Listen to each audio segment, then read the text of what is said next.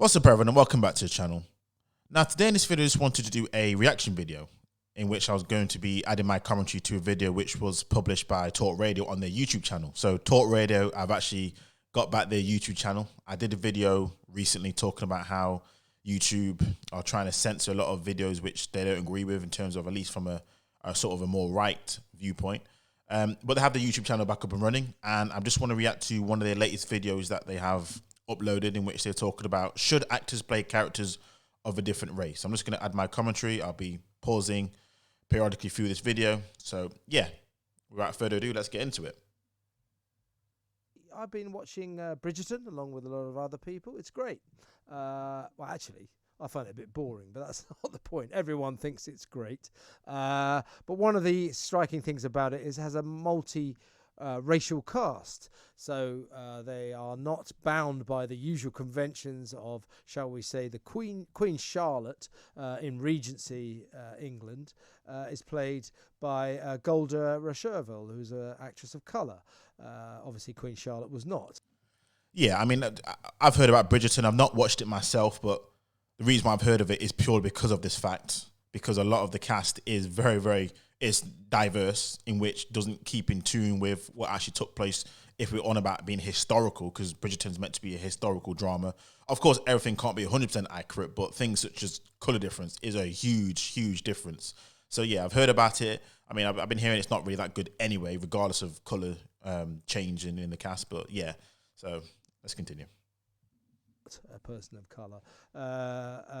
We've got Regine Page.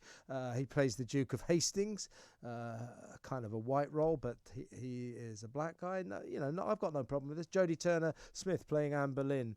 She's also an actress of colour. She's in the new Channel 5 drama now. Anne Boleyn was not, as you know, a person of colour. So this is fine. Actors are there to play people that they're not.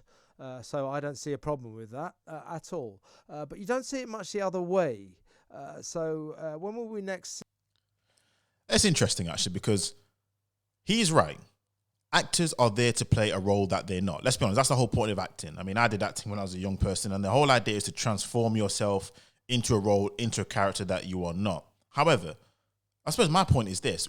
Surely there comes a stage where, at least when you're trying to portray a character, you're trying to transform yourself into a character, maybe that you're not, but to try and portray an authentic version of a character. Because you're not going to, unless it's a complete parody of a certain historical event, which I can understand why you'll cast different characters, maybe different genders. Maybe it's a parody, for example, when the Wayans brothers did all their parodies of like Scary Movie and all this kind of other stuff. But when it comes to an actual historical drama, which is serious, I'm like, colour is a major defining factor, particularly how, in certain instances, historically, colour has so many different connotations. For example, there's no way near if you were black, you would be treated the same in certain areas of life way back when in the Tudor times, or way back when during, slavery, for example. So I understand what you're saying, where actors are meant to be there to play a role that they're not.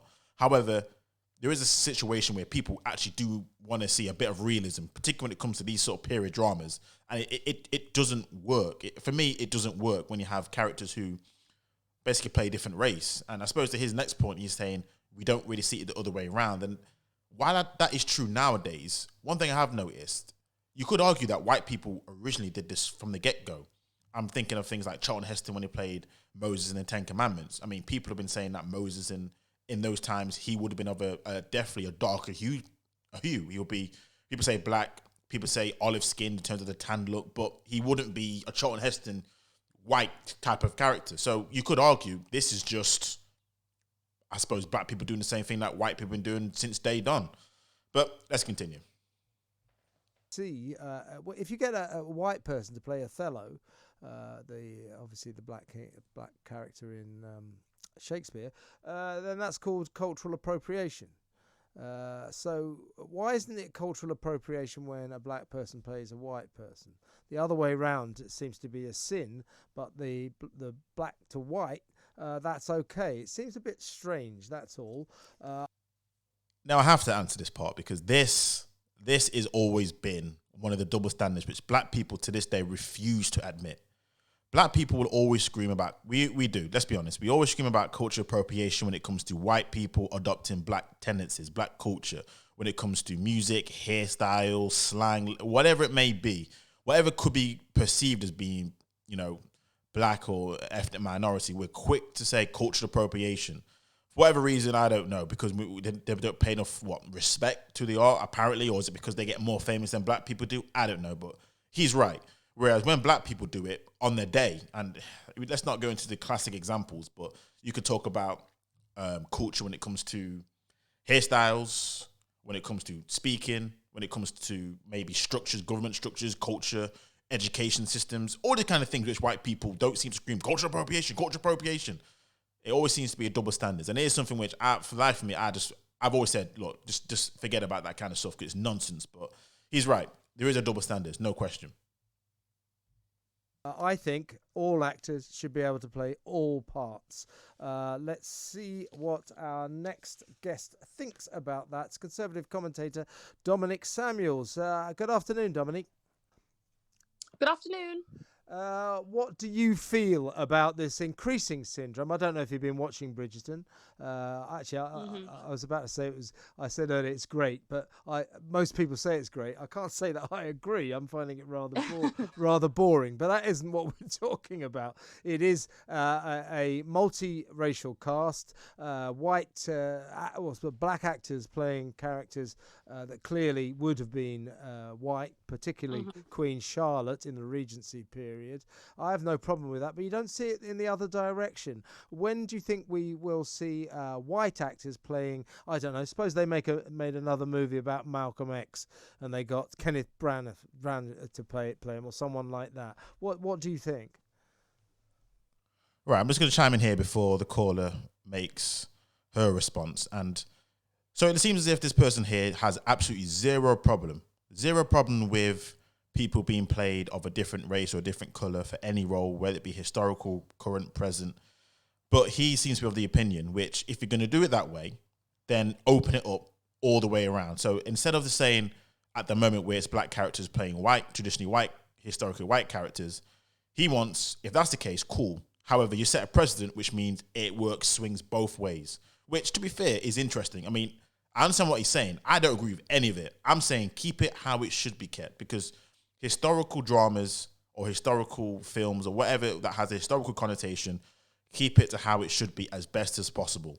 There are situations where you may not be able to get a person from, I don't know, from the town of Brasilia in Brazil to play a character who was from Brazil. So there are situations where you can understand there may be some flex, but there are situations like colour, which is a hard flex for me, which is a hard thing to sort of change and say, yeah, this was a black character, but, let's put it a white character. Yeah, this was a white character, but let's play it as a black character. For me, that's too much of a stretch.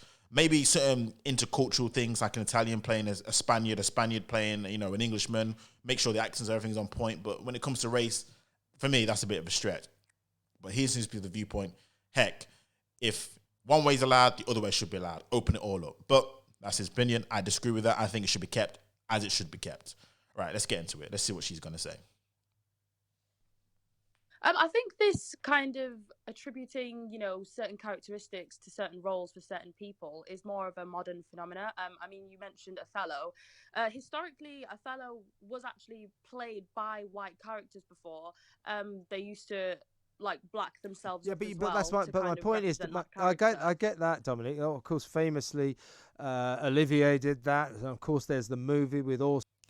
And that's it, isn't it? That's facts. This is what I said at the start of the video when I said, historically, white people not only have put blackface on themselves, which, again, I've never understood the whole blackface part, because a lot of it was not just done because they wanted to play a black actor. It was done as let's be honest, as a parody.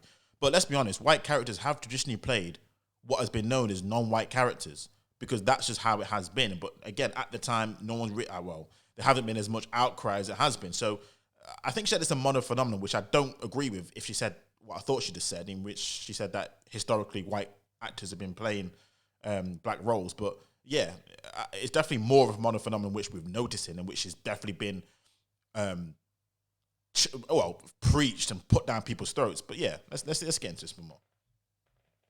Orson Welles, where, rather jarringly by today's standards, there they are with boot polish all over their faces. Yes, you used to see that, but you don't see it anymore. Yeah, you don't see it anymore. And I think that's why I say it's more of a modern phenomenon, because it's created this kind of double standard.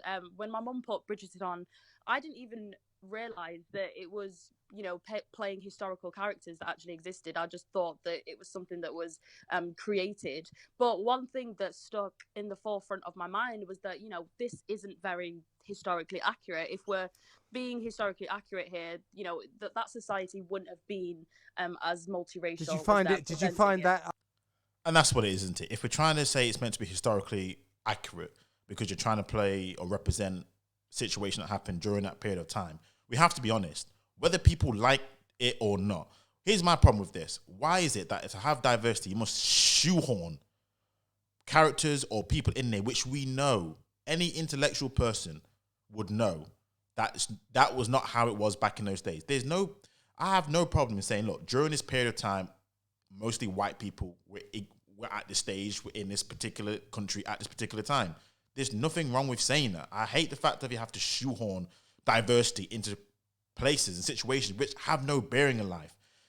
If it was a modern film set in around today's time, that would make more sense because that's what you'll see depending what part of the country you're from. If you're in a more urban area around the country, you would see that. However, back in those times, that wouldn't happen in the first place. So I've got no idea as to why I have to shoehorn just to prove diversity. We believe in diversity. That for me is not diversity. That's just something completely different. Practically trying to change history or influence people's viewpoint of what history was back in those days, which we all know was not that. Let's continue. Because I think some people do. Did you find that jarring?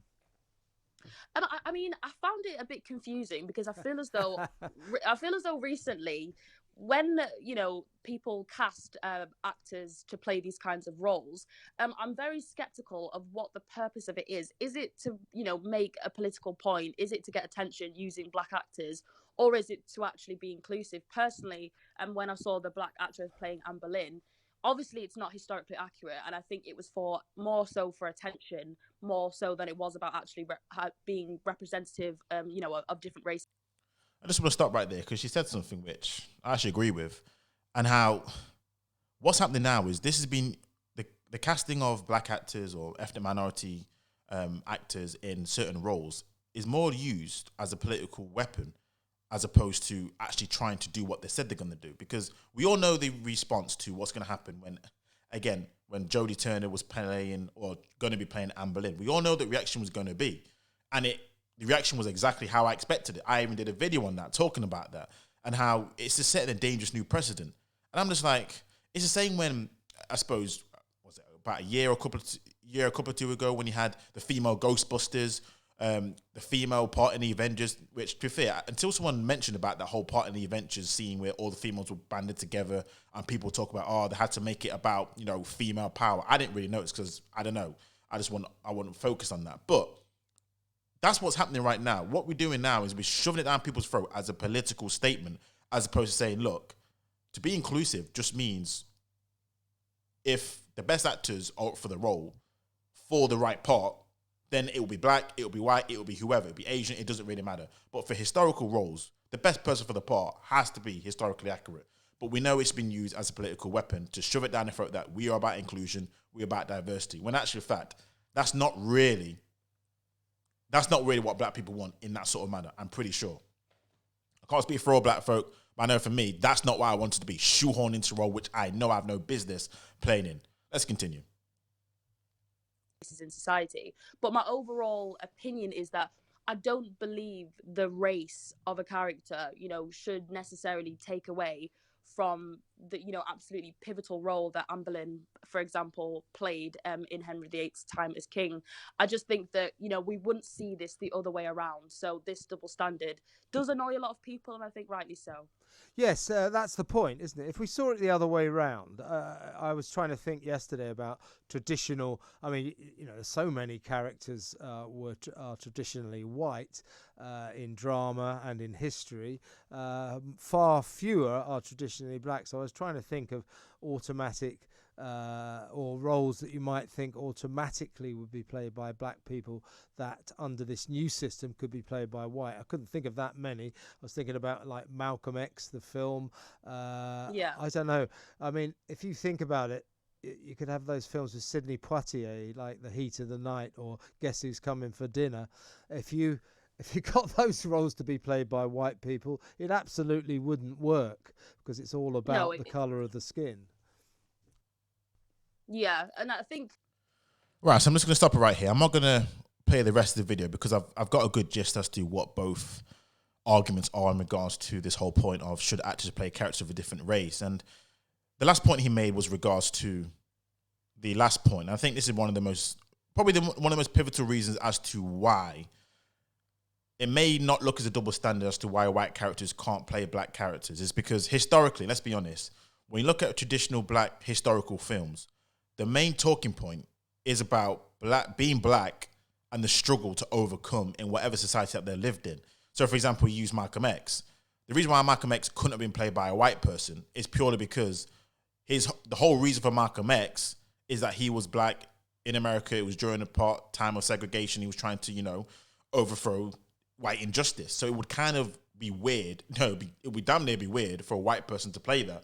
Same with Martin Luther King Jr., same with like a Marcus Garvey, same with maybe like an Idi Amin. A lot of these historically black characters, the reason why they are pin-ups in the black community is because of what they overcome. And that was traditionally a white suppressive regime. I get what's another example? Nelson Mandela. Again, all these examples, if you change the race of the character, you completely almost change the complexion of the film. Whereas you could argue, playing devil's advocate here, when you have a black character playing in these white films, historically, it's not about the race of the person's skin. If we talk about Henry VIII, it wasn't that fact that he was a white person. Henry VIII wasn't about that. It's about his kingship, ruling England and then obviously France.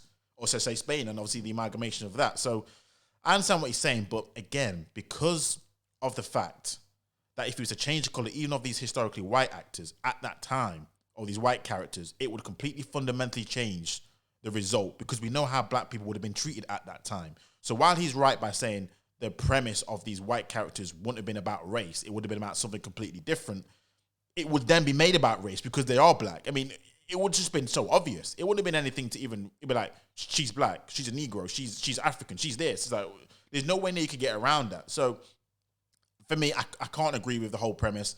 I don't agree that we should open it all up. I think we should stick to it as it should be stick to as best as possible. There's some things which we can flex. I do not agree that certain characters of other characters or other races should play other characters.